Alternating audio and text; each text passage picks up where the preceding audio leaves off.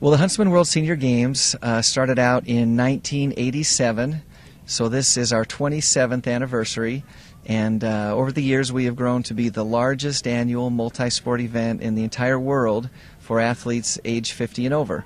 We welcome over 10,000 athletes every year to the event. We have 26 different sports from a variety of different nations, and everybody's over 50 in a variety of different skill levels, but it's just a great event, a great way for people to stay active and healthy and engaged as they age. Okay, Carl, Barbados have been coming here for the last 10 years, and we really enjoy coming to this state, not only to participate, but the warm welcome that we receive from your people here in Utah. Well, good. This year, I really realized the competition is even stiffer, it's more competitive. It seems as though we are getting an abundance of new athletes coming on stream. What you feel is really giving the people the impression that they should come here and compete? Well, we hope that when people come, they have a great experience. You know, we want them to come and feel the level of competition is, you know, at a place where they would enjoy participating. You know, we want to see that level increase. I genuinely believe that the participation of the Barbados team over the years has helped raise that level as well. You guys come into town and you bring your A game, and you bring your great athletes, and I think that it really raises the level for everyone, and that makes everyone want to be better, and the word gets out like it does, and I think that has been a real part of our success as well. So thank you for your involvement. Thanks very much, and you're quite right, because we even encourage St. Lucia, St. Vincent, as you're aware, in Trinidad and Tobago, and they have been coming since then.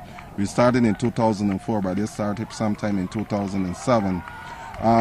I think what's happening here is that not only the camaraderie, but they like the competition that we see here, and even in Barbados, we are getting more and more supporters coming to support our athletes. Right. And I hope that the government is realizing that it's not only doing good for our athletes, but it can also foster the relationships where we can get some of the athletes coming to Barbados. I know you had mentioned to me that you're going out aggressively to market this, so that by next year at our games in April the 26th, we will have at least one or two disciplines in our senior games. Well, we hope that that's the case, and you know, we certainly want to emphasize to the people of Barbados that when your athletes come, when you guys are here competing, you really represent the island well. You represent your nation so well. Everywhere that I go around the games, people know that you're here. You come in your track outfits, and at the ceremonies you dress so nicely and so sharply. You really make an impression that stays with people. And you know, people who have never maybe even heard of Barbados before now know about it because of the success that you guys have as athletes, but also because of the way that you conduct yourselves while you're here, the way you represent yourselves, your island and your country so well.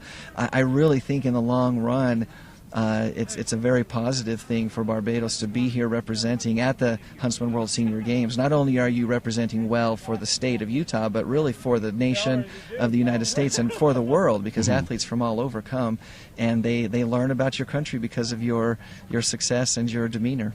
Yes, certainly, because with the competition in Barbados, that's why as the technical director, I decided that we go for qualifying times. Right. Because you had a number of athletes who were so good, and you know, they're running and coming first all the time. But we can't take so many people because of the finances. So this qualifying time really is like a gauge. And what it's done, if you go into Barbados, you see a lot of Barbadians, they're getting very health conscious now. Right. And they're out there warming up, they're jogging, they're walking, and then eventually they filter into the games. Well, and you know, the great thing about what you have done, Raul, and what your national sports program does is that it really does give people hope, and it gives people an outlet and an avenue to compete and to you know, really push themselves, and it's an example for the younger generation. And that's part of why we've decided to induct Mr. Raul Clark into our Hall of Fame. It's not just what you've done here, but what you've done in Barbados as well. Thanks, sir. Well, the Huntsman World Senior Games Games welcomes over 10,000 athletes into our community, and when they come, they stay in the hotels and they obviously eat in the restaurants. And we estimate that our direct economic impact on the local area is about $15 million in a 2-week period. So the direct economic impact is significant for our event.